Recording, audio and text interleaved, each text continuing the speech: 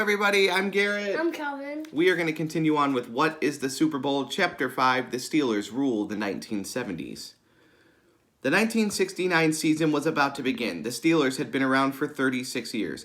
They had made the playoffs only once, and they had lost. Now they had a coach, Chuck Noll. Pittsburgh fans were ready to win. They were counting on Noll.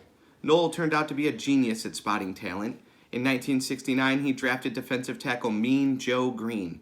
Then, in the early 1970s, he signed Terry Bradshaw, Jack Ham, Lynn Swann, and several other future Hall of Famers.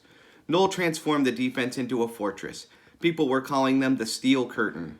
Before long, Chuck Noll had created a winning machine that ruled the 1970s.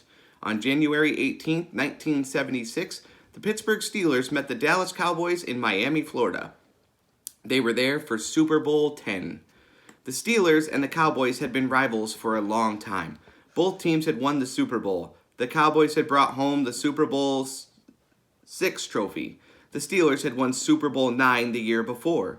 Fans for both teams held the pregame parties. Dallas fans wore blue and white shirts. Pittsburgh fans wore black and gold. 2 weeks earlier, Steelers receiver Lynn Swann had hit hard in a playoff game against the Raiders. That hit had landed him in the hospital with a concussion. Doctors weren't sure if he would be able to play in the Super Bowl. Swann wasn't sure either. Soon the dizziness faded, but Swann was still thinking about whether to play. Then something happened that helped him decide. It was a few days before the game. Cliff Harris, a Dallas player, told the press that, "I'm not going to hurt anyone intentionally, but getting hit again while he's on a pass route must be in the back of Lynn Swann's mind. I know it would be in the back of my mind."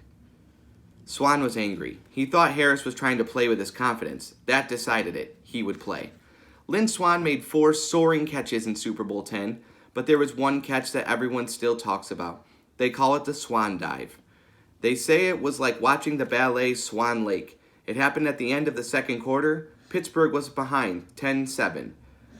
Up in the stands, fans of both teams were going crazy. They began with a pass from Pittsburgh quarterback Terry Bradshaw. Swann watched it come. Mark Washington, the Cowboys cornerback, watched it too. He was crammed up against Swann, eyes glued to the ball.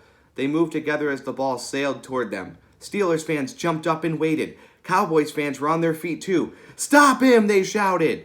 The ball sailed over Washington's head. Washington bounded up and tipped the ball. Swann soared higher, lunging, tipping the ball, juggling it, diving forward, stretching, flying forward like a glider, his fingertips wrapping the ball, sliding to the ground. As the game went on, things turned rough. Roger Staubach, the Cowboys quarterback, was sacked 7 times. Cliff Harris patted the Steelers kicker Roy Gerela on his helmet. Then he thanked him for helping Dallas. Gerela's teammate Jack Lambert evened things up by grabbing Harris and leaving him on the ground. With less than 5 minutes left in the game, Bradshaw threw a 64-yard pass. Swann caught it. He scored a touchdown. But Bradshaw never saw it happen. As the ball left his hands, Larry Cole, a Dallas lineman, hit him hard. He led with the top of his helmet like a bull. Bradshaw left the field with a concussion. The final score was Pittsburgh 21, Dallas 17. Pittsburgh took home the trophy for the second time. 2 years later, Dallas beat the Denver Broncos in Super Bowl XII. The Cowboys-Steelers Super Bowl race was tied. Then, on January 21st, 1979, both teams returned to the Miami Orange Bowl for Super Bowl XIII. Pittsburgh won 35-31. Lynn Swann caught 7 passes, and Terry Bradshaw was named MVP. The Steelers finished their 1979 season at Super Bowl... Which one is that, Cal? I don't know. I'm going to say it's Super Bowl 14. That's what it is. No, The game... 16. No, it's not. It's Super Bowl 14. X is 10. The straight word is 1. And then the V is 5. Okay. The game was played in the Los Angeles Rose Bowl Stadium on January 20th, 1980. The Los Angeles Rams didn't have a chance. Terry Bradshaw's passes connected. Pittsburgh's Steel Curtain defense stopped play after play. The 1970s were over. The Steelers had won 4 Super Bowls in 6 years. Their coach, Chuck Noll, had built one of the greatest teams that ever played football. He had created a dynasty.